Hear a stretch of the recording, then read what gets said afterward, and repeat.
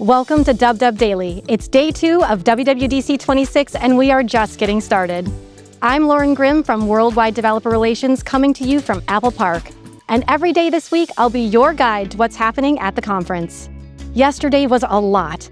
Keynote, Platform State of the Union, and if you already watched both, you're a hero. And if you're still catching up, we've got you covered. Head to the Apple Developer website and app to watch both on demand. We also dropped a SO2 recap video if you're short on time, plus an article with all of the big takeaways. Now, I have to tell you who's coming up next because I have been so excited about this since we filmed it. You might recognize Josh Schaffer from yesterday. He emceed the Platform State of the Union, and my colleague Jeff talked to him earlier for some additional insights on what we announced this year. Here's Jeff and Josh.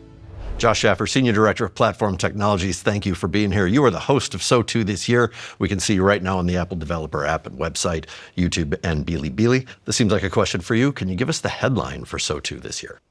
Oh, yeah. Well, I mean, SO2 itself is sort of the headline for the whole show. But if it had its own headline, I guess it would be the 3 themes of the year. It would be, rebuilt intelligence, refined platforms, and transformed tools. What do we mean by transformed tools? Oh, well, intelligence is just transforming the way that we're doing development. And the tools themselves have this year really undergone a huge transformation towards agentic coding.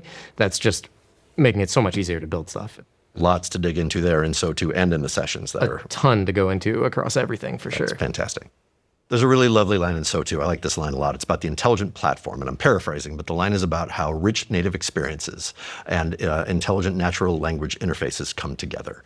Can you tell me a little bit more about what that means? Yeah, I mean, intelligence is changing so many things, but in this particular case, there's the intelligence coming into apps that's making apps themselves more powerful and adding capabilities within them that weren't previously even possible. And then there's intelligence at the system level, like with Siri, where it's making system-wide interactions more powerful. And these things are really complementary. The apps are just as important as they have always been, now made even more powerful by intelligence and accessible in new ways through the system-level intelligence. It's just a really great combination at both layers.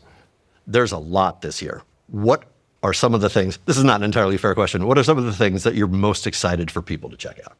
Boy, I mean, there's just so much. But obviously, when you're going to get started, you'll download Xcode and install it and try out all the new capabilities with agents and new ways to code and develop. It's just a pretty incredible leap forward. Lots of headlines, lots going on this year right out front. What's an example of something that you and your team are especially proud of that might not be as apparent, might not be as outwardly obvious to people?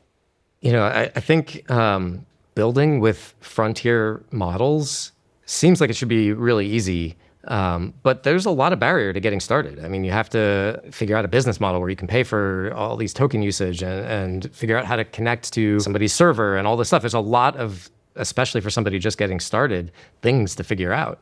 And so what I'm really excited about with the Foundation Models framework this year is the ability to now just access one of these frontier models in private cloud compute with basically no setup or friction at all. I think it's going to democratize access to this in a really incredible way. And we're going to start seeing apps that will get developed that might not have otherwise even happened because of the barriers to entry. This can be a very, very big week. Once again, we got more than 100 sessions this year covering all sorts of everything. Can you tell me a little bit about what people can expect when they go to dive into that list this year?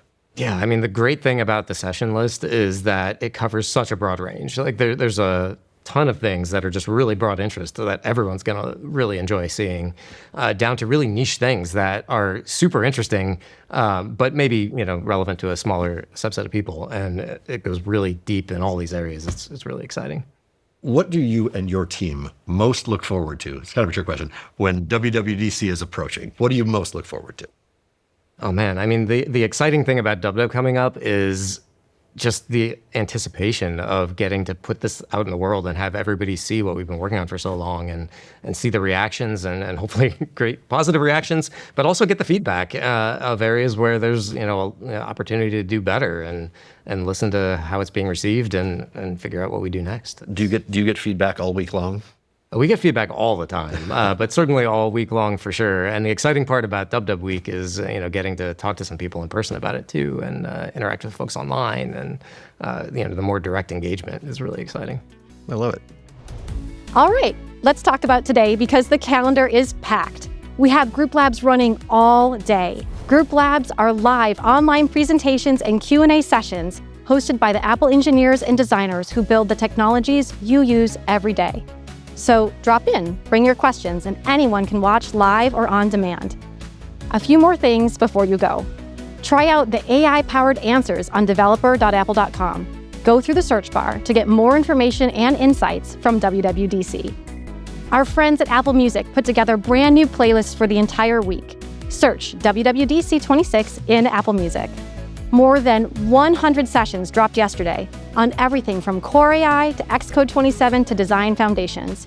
Every one of them is streaming right now. And I've already got 17 tabs open with the sessions I'll watch after this.